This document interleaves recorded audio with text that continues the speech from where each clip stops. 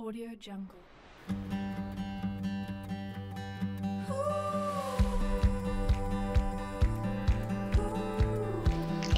Assalamualaikum warahmatullahi wabarakatuh.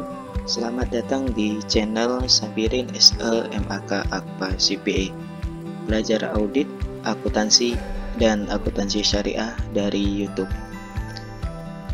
Di pertemuan kali ini atau di video kali ini kita akan membahas tentang pekerjaan lapangan dalam proses audit. Sebelum mulai, silakan teman-teman lakukan like, komen, dan subscribe sebagai bentuk dukungan teman-teman terhadap channel ini, serta share agar yang lain bisa tahu. Untuk teman-teman ataupun Anda yang memiliki entitas usaha yang membutuhkan jasa penyusunan laporan keuangan dengan menggunakan Microsoft Excel maupun dengan menggunakan aplikasi manajer, bisa menghubungi kami di 0856 5416 9903. Terima kasih.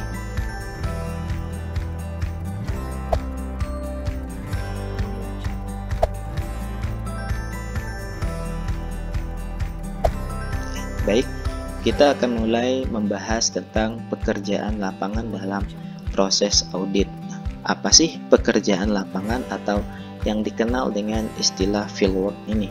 Nah, proses pekerjaan lapangan adalah proses untuk mendapatkan keyakinan secara sistematis dengan mengumpulkan bahan bukti secara objektif mengenai operasi entitas.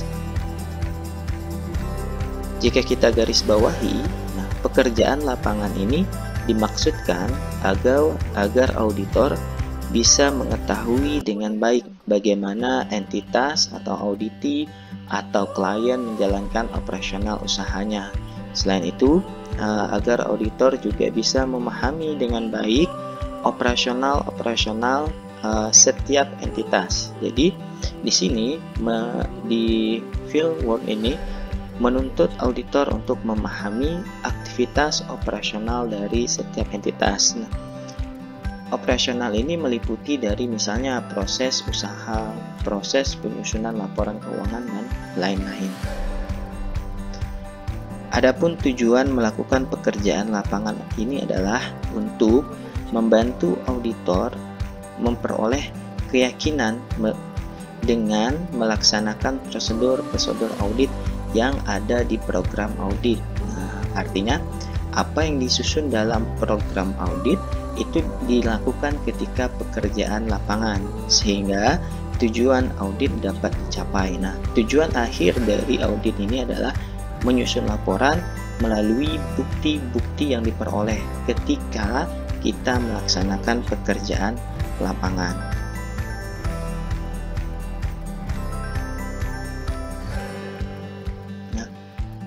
Adapun strategi untuk mencapai atau untuk melakukan pekerjaan di lapangan ini, kita harus mampu pertama menganalisis kebutuhan pegawai. Nah, ini dimaksudkan berapa orang sih atau tim audit yang akan kita turunkan dalam pekerjaan lapangan. Nah, tim yang diturunkan ini harus benar-benar tepat agar pekerjaan lapangan ini bisa selesai tepat waktu. Kemudian kita harus juga menganalisis kebutuhan sumber daya dari luar. Ini dimaksudkan sumber daya di luar tim audit yang sudah kita susun. Nah, bisa jadi kebutuhan sumber daya dari luar ini adalah ahli. Nah, ahli di mana auditor yang bertugas itu tidak memiliki keahlian di bidang itu. Nah, tapi profesi atau lembaga lain memilikinya. Jadi di sini ada semacam kerjasama jika memang auditor itu membutuhkan sumber daya dari luar. Kemudian agar memperoleh hasil pekerjaan lapangan yang baik juga harus dilakukan organization staff audit yang tepat. Dimaksudkan satu tim atau satu anggota itu melakukan pekerjaan apa, bagaimana, dan kapan. Nah, itu harus diorganisasi dengan baik. Kemudian menentukan wewenang dan tanggung jawab.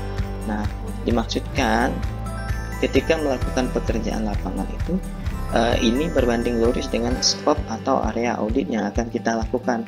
di mana dan tanggung jawabnya apa ketika kita melakukan pekerjaan lapangan ini. Kemudian kita juga harus menyusun tadi struktur pekerjaan lapangan agar pekerjaan yang kita lakukan itu lebih terukur dan sistematis. Selanjutnya juga harus kita tentukan waktu pelaksanaan pekerjaan lapangan itu. Misalnya berapa hari, 1 minggu kah, atau lebih dari 1 minggu. Menyusun waktu ini dimaksudkan agar day by day itu kita tahu apa yang harus kita kerjakan. Kita juga harus menyusun metode pekerjaan lapangan. Nah, step by stepnya apa yang harus kita lakukan, itu tim semuanya harus tahu. Jadi ketika sudah terjun lapangan, sudah tidak ada lagi kayak semacam blank. Oh, kita mau apa ya datang ke sini. Nah, itu harus dihindari sebisa mungkin. Kemudian kita juga harus melakukan metode pendokumentasian. Nah, seperti apa?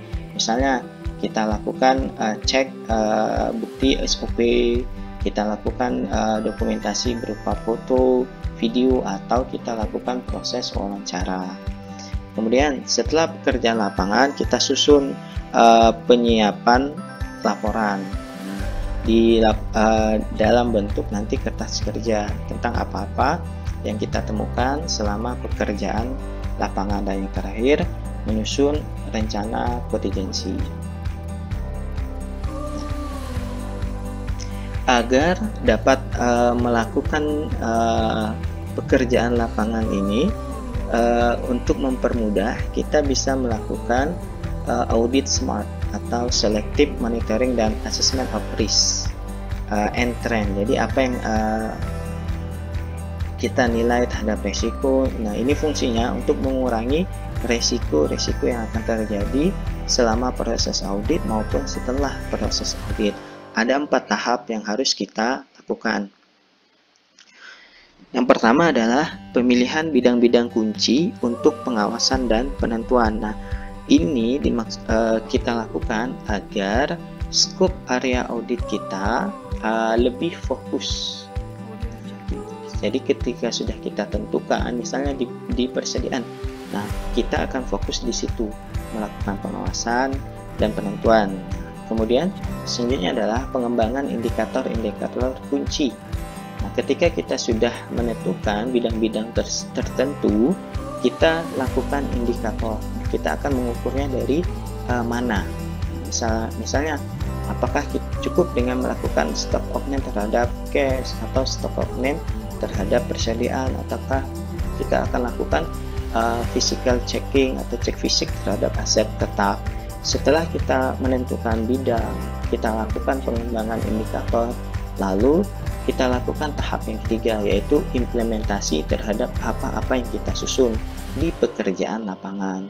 Setelah kita lakukan implementasi, kita lakukan langkah yang terakhir, yaitu pemeliharaan terhadap teknik-teknik audit SMART yang telah kita lakukan. Ini dimaksudkan jika dalam prosesnya kita menemukan sesuatu yang sebelumnya tidak kita pilih dalam bidang kunci, tapi tiba-tiba dalam proses audit itu kita temukan dan itu material, nah kita lakukan pengulangan penyusunan. Adapun yang sudah baik, kita lakukan peningkatan, artinya terhadap bidang-bidang yang sudah kita tentukan tadi, kita kembali fokus untuk mendapatkan bukti-bukti audit. Di proses pekerjaan lapangan ini, kita juga akan melakukan pengujian. Nah, pengujian ini bertujuan untuk auditor dalam menentukan opini audit. Nah, pengujian ini dilakukan untuk menentukan validitas dari bukti. Misalnya transaksi ini valid atau tidak, benaran ada atau enggak nih. Jangan-jangan ini transaksi fiktif. Nah, kemudian kita tentukan akurasi, ketepatannya. Artinya dalam langkah akurasi ini, sebagai auditor kita juga akan melakukan recalculating atau perhitungan ulang.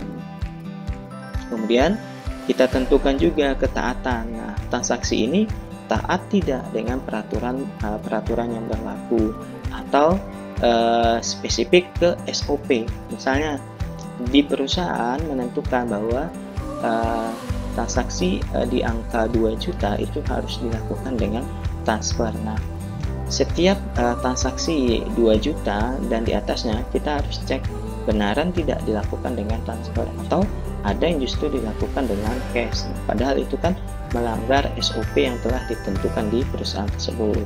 Kemudian kita lakukan pengujian terhadap kompetensi kontrol. Nah, di setiap entitas itu sebenarnya diwajibkan untuk melakukan pengendalian internal. Nah, itu kita uji. Misalnya dalam setiap transaksi dilakukan tidak check and balance, diketahui tidak siapa yang mengetahui transaksi ini, ada tidak tanda tangan pihak yang mengetahui. Nah, jangan sampai ditentukan dalam SOP tapi tidak dilakukan. Nah, misalnya ada transaksi yang bisa dilakukan tanpa ada persetujuan dari pihak-pihak yang mengetahui. Nah, itu yang kita 4 tahap ini yang kita uji untuk sebagai dasar kita nanti sebagai auditor untuk menentukan opini audit. Ada juga dalam proses pekerjaan lapangan ini kita akan melakukan pemeriksaan. Nah, teknik-tekniknya terdiri dari 6. Kita mengamati, artinya di sini kita akan hadir, kita cek benar tidak suatu transaksi ini. Jika kita merasa ragu, kita ajukan pertanyaan atau melalui metode wawancara. Jadi setiap transaksinya kita ajukan pertanyaan, lalu kita analisis apakah informasi yang kita peroleh ini benar atau tidak. Jangan-jangan ada yang ditutupi, lalu kita lakukan verifikasi. Nah, ketika kita melakukan verifikasi ini harus dengan minimal dengan 2 pihak yang berbeda. Kalau dalam transaksi, suatu transaksi itu misalnya dibuat oleh bendahara, diketahui oleh manajer keuangan. Nah, kita verifikasi kedua orang tersebut. Apakah informasi yang disampaikan 2 orang ini ada benang merahnya atau justru berbeda. Nah, kemudian kita lakukan investigasi yang mendalam terhadap informasi dari hasil verifikasi yang kita peroleh. Jika benar kita menemukan informasi yang berbeda misalnya, dan kita menemukan adanya indikasi kesalahan maupun indikasi fraud, lalu kita lakukan evaluasi. Nah, evaluasi ini nanti akan berujung pada catatan-catatan temuan. Nah, bisa juga nanti akan berupa saran dari auditor.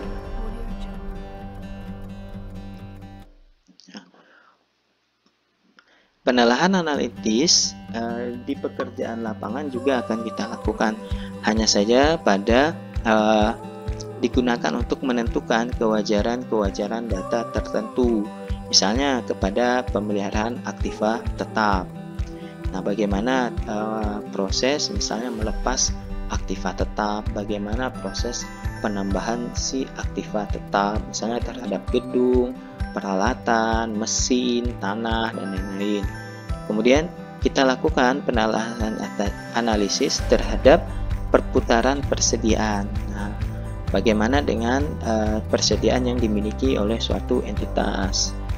Kemudian bagaimana proses pengiriman persediaan atau batas bawah atau batas atasnya, bagaimana teknik si entitas itu. Kemudian yang juga kita lakukan telaahan analitis adalah statistik karyawan.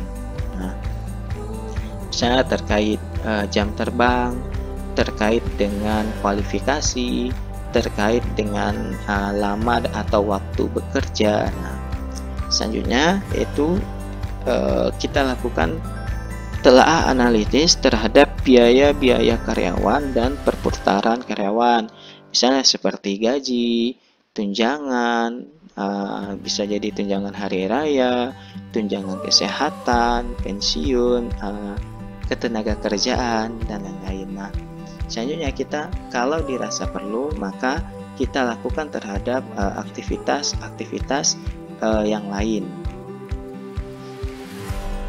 Pekerjaan lapangan seperti yang saya sampaikan tadi adalah upaya kita untuk memperoleh bukti audit. Nah, apa itu bukti audit?